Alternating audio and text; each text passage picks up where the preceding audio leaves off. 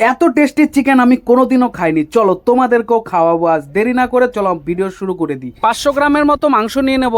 আর এদিকে আমরা কেটে রাখবো টমেটো, কাঁচা লঙ্কা, ক্যাপসিকাম, পেঁয়াজ, আদা, রসুন। এইগুলিকে সবগুলি কিন্তু একসাথে মিক্সিং করে নেব, আলাদা করে কিছু ভাজাভুজি করার কিচ্ছু দরকার নেই। তো এদিকে আমরা নিয়ে নেব তোমার যা যা মশলাগুলি ছিল সবগুলি নেব। এদিকে একটু দেবো আমরা বাদাম। তো বাদামটা দিলে কি হবে, টেস্টটা একটু অন্যরকম আসবে। এই যে মিক্সিং করে আমরা রেখে দিলাম মাংসটার মধ্যে, এখন সব উপকরণগুলো একবারে দিয়ে দেবো। তো পেঁয়াজ দিলাম, ক্যাপসিকাম দিলাম, টমেটো দিলাম, তারপরে দিলাম যে পেস্ট করে রেখেছিলাম সবগুলো পেস্ট দিয়ে দিলাম। এবার চলো মশলা দেওয়ার পালা।